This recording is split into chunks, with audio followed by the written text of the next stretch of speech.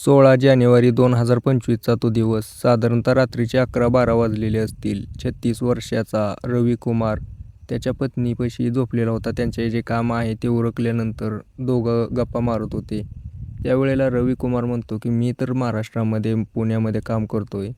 आता तिथून भरपूर दिवसातून मी आपल्या घरी आलेलो आहे. आता नातेवाईकांना भेटावं म्हणतो, इकडं तिकडं फिरायला जावं म्हणतोय. त्यावेळेला त्याची पत्नी सुशीला म्हणते की एक काम करा ना, तुमच्या सासरवाडीला जावा, माझ्या माहेरी जाऊन या एकदा.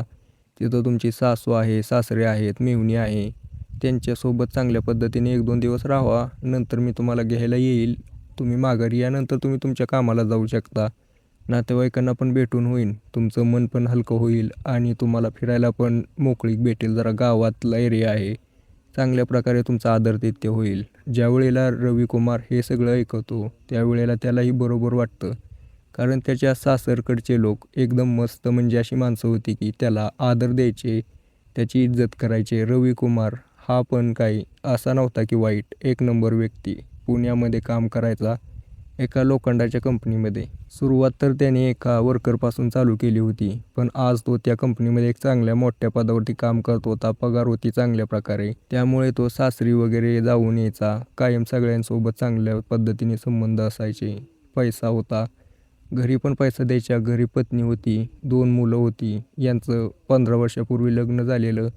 एक 13 वर्षाचा पोरगा, 11 वर्षाची पोरगी, असं त्यांचं कुटुंब. आई वडील सगळं भारी होतं. रविकुमार पण चांगल्या पद्धतीने राहत असल्यामुळे सगळ्यांशी चांगलं कॉन्टॅक्ट होतं. सासरकडचे लोक तर रविकुमारला एवढं मानायचे. त्याचं कारण पण होतं की हा रविकुमार त्याची घरच्या गरजा भागवून सासरला कधी काय गरज पडली तर त्यांनाही हे पैसे वगैरे द्यायचा.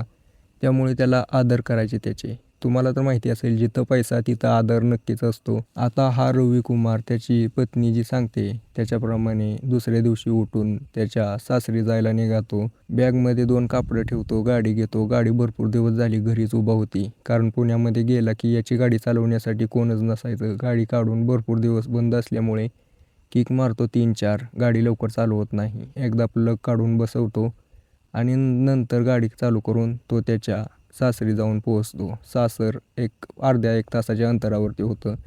गावातलं वातावरण, जसा हा रविकुमार गावामध्ये गेला, आता गावातले प्रत्येक म्हातारी कोतारी माणसं किंवा वयस्कर असू द्या, जाणकार माणसं प्रत्येक गावातल्या जावयाला ओळखतात. रविकुमारला हात करायचे. याचंही चांगल्या प्रकारे गावामध्ये आदर होता. सगळे हात करायचे. लगेच काही वेळानंतर तो त्याच्या सासरी जाऊन पोहोचला.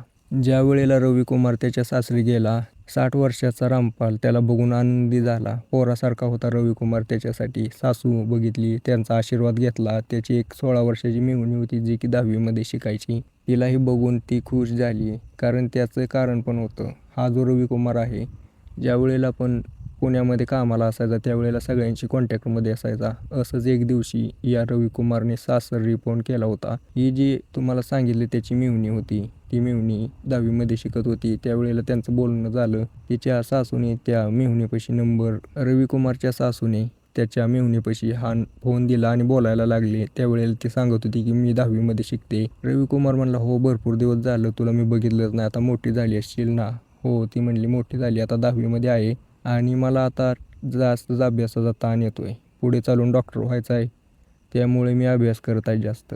रविकुमार तिला म्हणतो की अभ्यास करत जा, चांगल्या प्रकारे पैसा कमवशील, स्वतःच्या पायावर उभा राहशील, असं तर पूर्ण गोष्ट सांगत होता. पण हळूहळू ही जी त्याची मेहुणी होती सुप्रिया नावाची, ती त्याला म्हणते की काय लय अवघड अभ्यासक्रम आहे.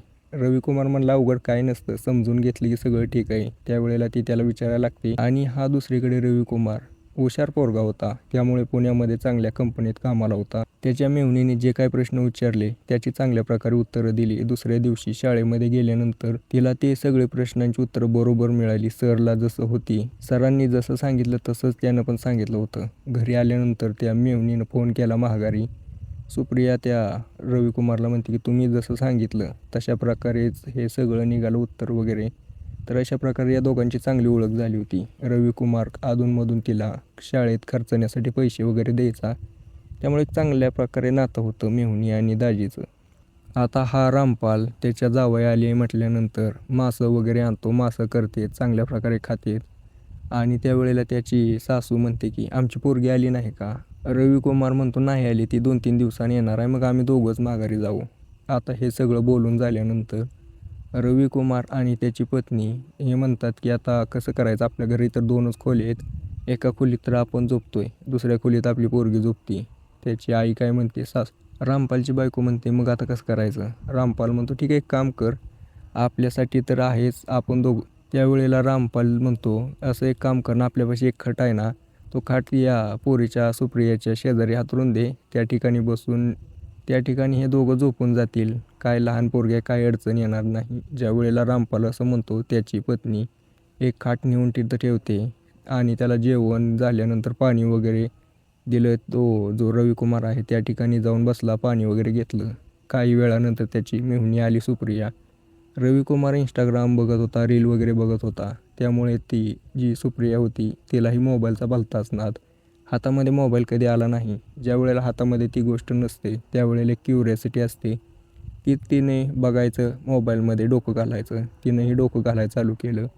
हळूहळू काय झालं काय माहिती, तिच्या शरीरातून येणारा सुगंध आणि एक मोकळेपणा, एक काय म्हणतात की मन मोकळं असल्यामुळं, त्याला कसलंही आसपास धोका नसल्यामुळं या रविकुमारच्या मनामध्ये काहीतरी अश्लील विचार चालू झाले त्याच्या मेहुणीबद्दल. ज्या वेळेला याचं त्याच्या पत्नीसोबत लग्न झालं होतं त्यावेळेला एवढीशी असलेली सुप्रिया आज दिसायला खूप मोठी झालेली होती.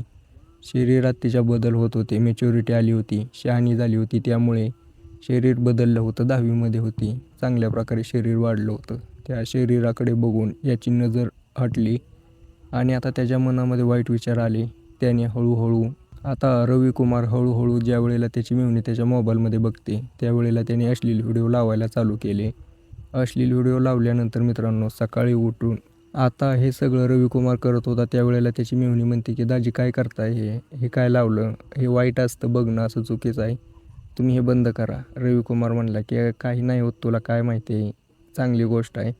त्यावेळेला तो मूडमध्ये आला. त्याने त्याच्या मेहुणीच्या अंगावरून हात फिरवायला चालू केलं, तिची नाडी काढायला चालू केली, तिच्या पॅन्टची, तिचा जो गाऊन आहे वगैरे ते काढायला चालू केलं. त्यावेळेला त्याची मेहुणी म्हणली काय करताय दाजी, हे चुकीचं आहे, तुम्ही करताय ते, मी अगोदर असं कधी केलेलं नाही, मला भीती वाटते. तो म्हणला तू कशाला भीती, तुझी बहीण पण माझ्यासोबत रोज हेच करते. आणि त्यावेळेला हा तिच्यासोबत करू लागला. ते कृत्य नको होतं करायला, तेच कृत्य केलं. आता ही सुप्रिया तर नको नको म्हणत होती, पण या रविकुमारने तिला सोडलं नाही, तिच्यासोबत संबंध बनवायला चालू केले. त्यावेळेला ही पोरगी पहिल्यांदा करत असल्यामुळे ओरडत होती. तिचा ओरडण्याचा आवाज तिच्या बापाच्या कानावरती गेला. त्यावेळेला हा जो रामपाल आहे याने त्या आवाजाच्या दिशेने आल्यानंतर दरवाजावरती लाथ घातली. त्याला आत काहीतरी चुकीचं जाणवत होतं. आवाज ओळखीचे वाटत होते, कारण तोही 40 वर्ष झाले हेच करतोय. त्यामुळे त्याने दरवाजाला लाथ घातली. त्याच्या लक्षात आलं होतं की काय घडले घटना. लाथ घातल्यानंतर बघितलं तर त्याचा जावई त्याच्या पोरीसोबत हे सगळं कृत्य करतोय. याच्यावरती त्याचं डोकं सटकलं. जावयाला त्यानं पॅन्टसुद्धा घालू दिली नाही. त्यावेळेला बेदम मारहाण चालू केली. त्याची सासू पण त्या ठिकाणी आली. तिनेही बघितलं की पोरीसोबत हा वाईट काम करत होता. तिनेही मारायला चालू केलं.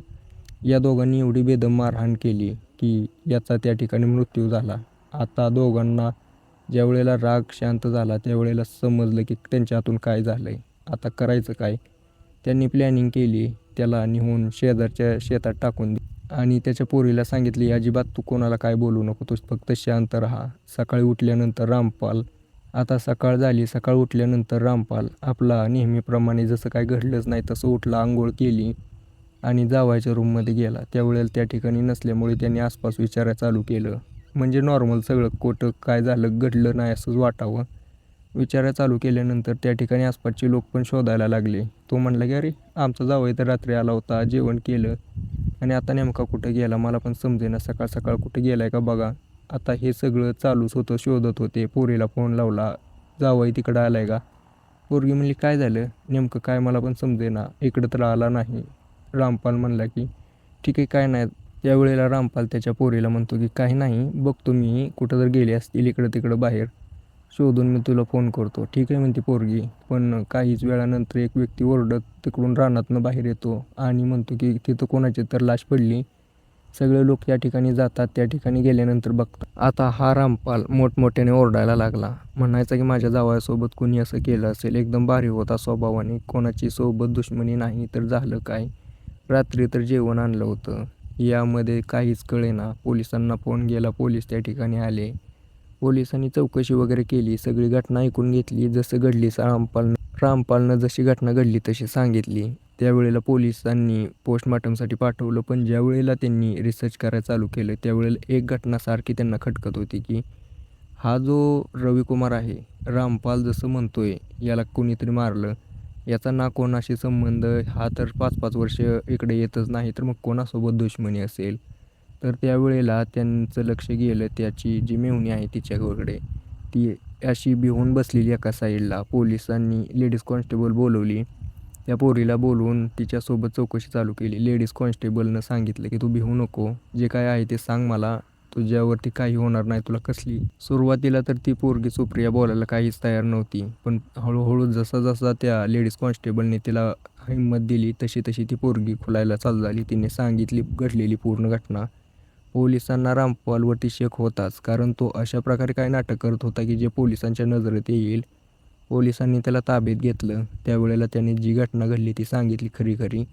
आता पोलीस म्हणले की ठीक आहे, तू गुन्हा केला आहे, आता तुझ्यावरती चांगली कारवाई होईल. त्याची पण चूक होतीच, पण तू आम्हालाच बोलवायचं, आम्ही योग्य ती कारवाई केली असती. तर मित्रांनो, आता हा जो रामपाल आहे जेलमध्ये आहे. ज्यावेळेला त्याच्या मोठ्या पोरीला समजलं, त्या रविकुमारच्या पत्नीला, त्यावेळेला तिलाही त्याच्या विश्वास बसला नाही तिच्या पतीवरनं. त्यावेळेला तिलाही विश्वास बसला नाही की तिचा पती असं करू शकतो, कारण एवढा साधा भोळा पती होता. पण ते म्हणतात ना की पेढं खाऊन येडगावला जाणारी व्यक्ती असतात, अशातलाच काही होता हा अशातलीच व्यक्ती होती रविकुमार. तर तुम्हाला याच्याबद्दल काय वाटतं मित्रांनो, मला कमेंट करून नक्की सांगा. व्हिडिओ आवडत असतील आपले चॅनल सबस्क्राईब नक्की करा.